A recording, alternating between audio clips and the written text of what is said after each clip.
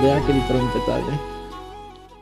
सतगुरु आए दया करी ऐसे दीन दयाले, बंदी छोड़ वृत्तास का जठर अग्नि प्रतिपाले। किसी दयालु दाता खुद परमात्मा आए सतगुरु रूप बना के, ऐसे दीन दयाल ना उनको क्या हो सकता थी से बढ़िया लोग को छोड़ के यहाँ धक्के खाए, काशी में दानक जुलाहा बने, लोगों ने पत्थर मारे। वो उसी समय ये ज्ञान दिया करते जो दास आज आपको उस परमेश्वर का दिया हुआ अनमोल खजाना बांट रहा है।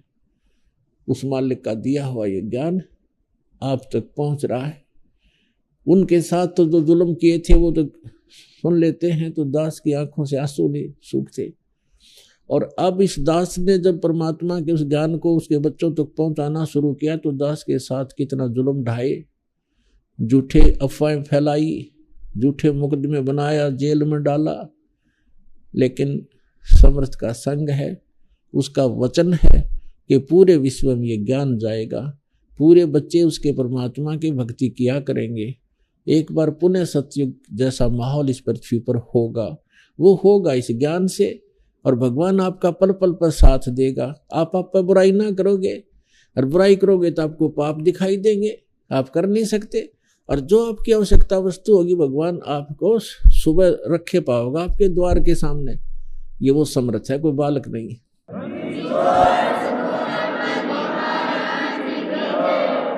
और तभी हम बुराइयों से बचेंगे, भगवान से डरेंगे, जब हमें किसी चीज का अभाव रहेगा ही नहीं घर पे। क्योंकि पहले तो हम अपनी इच्छाओं की कमी करेंगे, और जब तक इच्छा कम नहीं होगी हम भक्ति नहीं कर सकते। इच्छा कम कैसे होंगी कि हमें पता लग जाएगा कि हम जो संग्रह कर रहे हैं, सारा जीवन बर्बाद कर रहे हैं कोठी बंगले बैंक बैलेंस बनाने के लिए, ये तो मूर्खों का काम दिखेगा। आपने महामूर्ख करेगा इस काम को। ऐसे बहुत से प्रमाण हैं। एक कबीर साहब कहते हैं आपको फिर ऐसा ज्ञान होगा, आप परमात्मा के भक्ति और ज्ञान को और सत्संग को प्राथमिकता दिया करोगे, और संसारिक काम में कोई देरी भी होगी तो आप भगवान पर विश्वास करोगे कि मालिक आप पर संभालोगे। संभालना भी उसी ने है। जीव तो अपने सत्तर का प्रयत्न ही कर सकता है। अब जैसे बहुत से ऐसे प्रमाण दास ने इस भक्ति मार्ग पर लगने के बाद ज्यादा महसूस होता है, क्योंकि आंखें खुल जाती हैं हमारी, हमें ज्ञान की रोशनी टॉर्च मिल जाती है, उसके चांदने में चलते हैं, रोशनी में चलते हैं। इस दास ने दीक्षा ली थी, और दीक्षा लेने से 2-3 वर्ष पहले, सन 1983-84 की बात है, रोहतक में दास सर्विस करता था, जूनियर इंजीनियर सिविल इन इरिगेशन डिपार्टमेंट हरियाणा के। तो वहां एक बैंक मैनेजर था।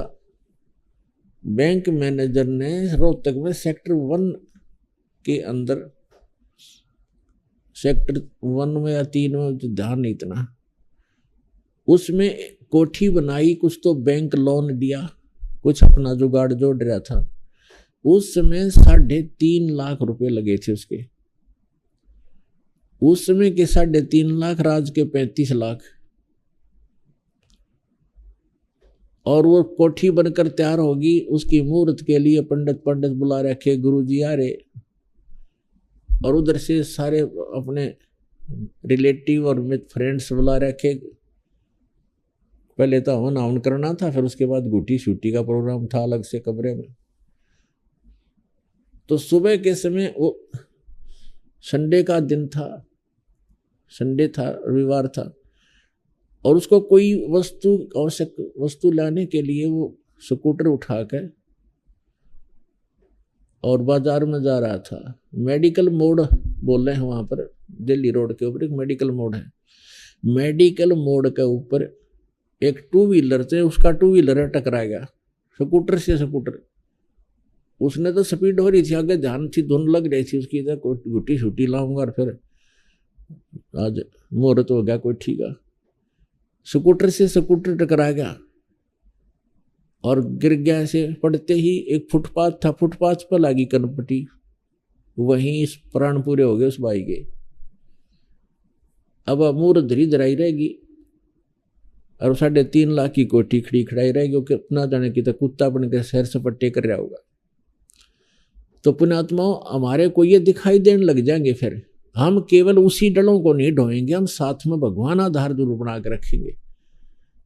तो फिर हमारा कोई कार्य ना भी हो तो हम विश्वास सब्र करेंगे, परमात्मा की दया, इसमें कोई हित है हमारा। तो इस प्रकार पुण्यात्माओं, ये बहुत खतरनाक जो दौर है इस कलयुग का, इसमें थोड़ा सा सुविधा मिली है हमारे को, शिक्षित हुए, अच्छी तरह नहान धोने लग गए, बढ़िया ये इंस्ट्रूमेंट बना बैठे हम, इंटरनेट लगा लिए, हवाई जहाज बना लिए, अरे भगवान से हम कोसों दूर हो गए।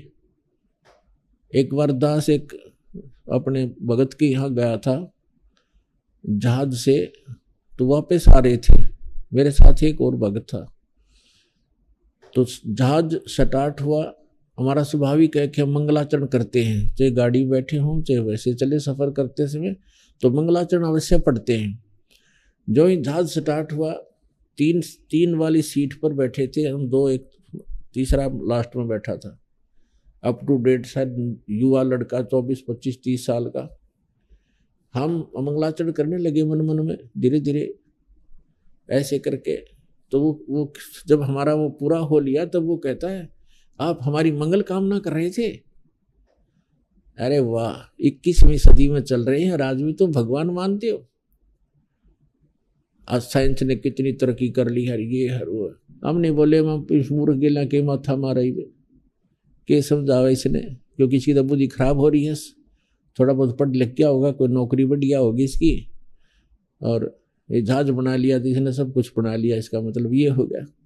तो पुण्यात्माओं, या काल ने हमारे एक और भगवान के बीच में बाधा खड़ी कर दी है, विज्ञान। लेकिन ये ज्ञान से समाप्त हो जाएगी, इससे बड़ा विज्ञान है ये तत्व ज्ञान। अगर 2 वर्ष वर्षा ना होए, यह सारी विज्ञान यही पड़ी पढ़ाई रह जाएगी, ना कोई टीवी देखनी आ रहा है, ना जहाज में बैठनी आ रहा है, भूखे मर कर टक्कर मार मार के मर जा दुनिया। तो खाक है ये विज्ञान।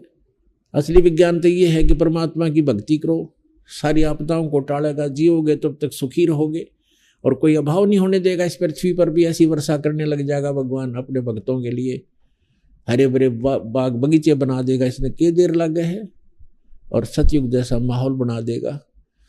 तो इस प्रकार हमने परमात्मा को आधार बनाकर जीना पड़ेगा यदि हम भक्ति करना चाहते हैं।